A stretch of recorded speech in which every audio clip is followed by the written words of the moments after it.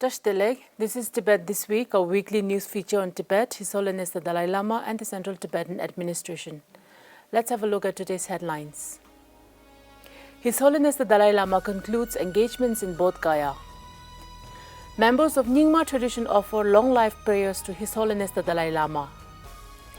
Deputy Speaker offers condolence over demise of former Union Minister Sharad Yadav. Department of Information and International Relations welcomes UN probes into China's colonial boarding schools in Tibet. Lobsang Shastri is the new representative of Bureau of His Holiness the Dalai Lama in Delhi. Bharat Tibbat Samanvay Sangh commemorates its second foundation day, Sthapana Diwas. Tibetan weekend schools of Switzerland and Liechtenstein hold Tibetan cultural competition. Representative Singey meets Chinese residents of Sydney.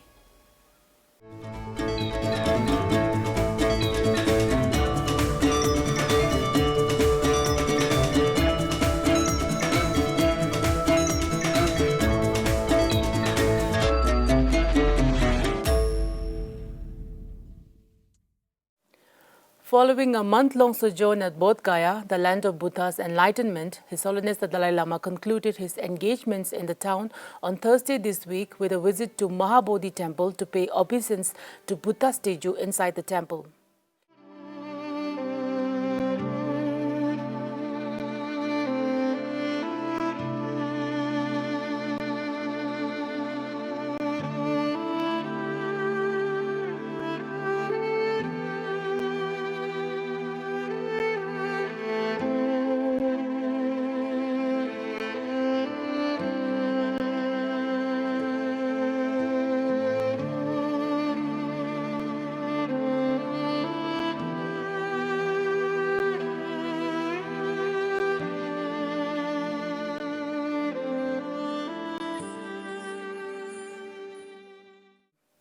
His Holiness is scheduled to arrive in Dharamshala on Monday next week. On Wednesday this week, His Holiness the Dalai Lama attended the long life prayer ceremony offered by the members of Nyingma tradition at Payul Namduling Monastery in Bodh Gaya as a part of the Great Prayer Festival. 5 lamas led by Sechen Ramjar Rinpoche, including Dujom Rinpoche, Könche Rinpoche, Miling Khenche Rinpoche and Ringu Tulgu presided in the long life prayer offering for His Holiness on behalf of the Nyingma tradition. His Holiness the Dalai Lama assured the devotees of his good health and said he will live as long as he can.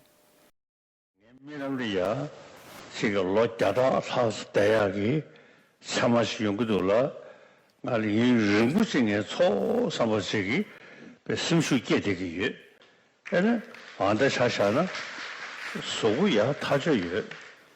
음치수 떠져요. 소구야 샤도 쓰기. 제가 거버변에 봐서 심해 그도라. 내 배운 촉설 시기 못해. 가게야 말이. 자자 아더보도 그 댄시기 전달이야. 내 샴대 강성 조절라.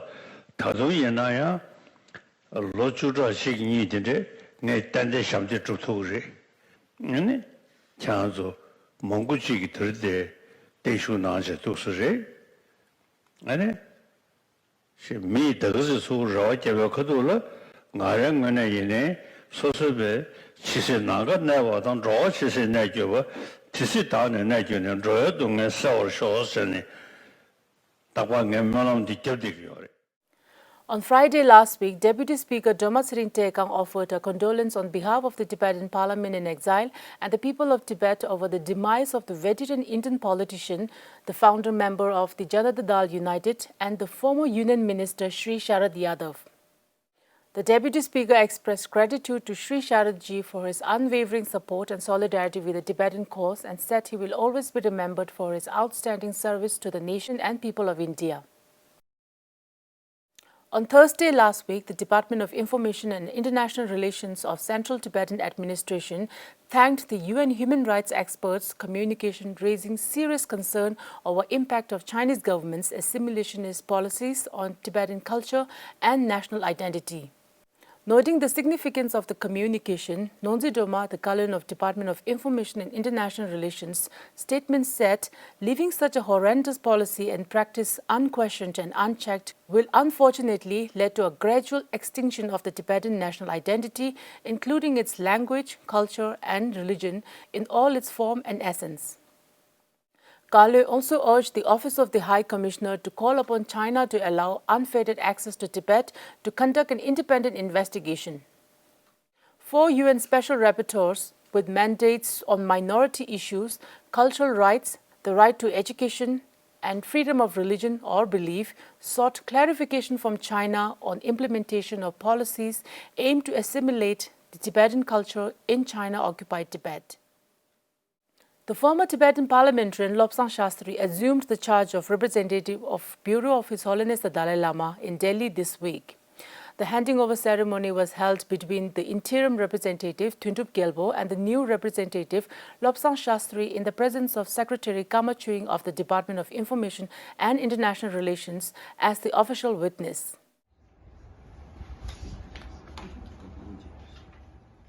Sikyong Pembatsring, who was in Delhi, congratulated Representative Lobsang Shastri in person on previous day.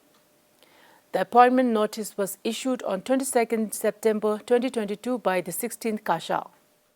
On Saturday last week, on the auspicious occasion of Makar Sankranti and Lohri, Bharat Tibbat Samanvay Sangh, a Tibet support group, commemorated its second foundation day, Sthapana Diwas. BTSS chapters in Haryana to Karnataka and Gujarat to Assam celebrated the day with Tibetan brothers and sisters, and office bearers and members of BTSS visited Tibetan settlement near them and Tibetan winter sweater market areas in different cities. In Delhi, BTSS Northern Region celebrated the day led by Srimati Sandhya Singh, President of Women's Wing, BTSS Northern Region. At her invitation, Program Officer Chungit Siring attended the program as a representative of the India-Tibet Coordination Office, New Delhi. On Saturday last week, Tibetan community of Switzerland and Liechtenstein held annual cultural competition amongst Tibetan weekend schools in Winterthur city of Zurich Canton. Tenzi Chezang from Tibet Bureau attended the event and appreciated the new generation of Swiss-born Tibetans for taking utmost interest and performing Tibetan cultural songs and reciting Tibetan proverbs despite having regular academic commitments. The competition was part of the Tibetan Weekend School's efforts to introduce and inculcate a wide range of Tibetan cultural and ceremonial dresses, group and solo Tibetan songs, role play and Tibetan proverbs to the students of Tibetan weekend schools in Switzerland and Liechtenstein.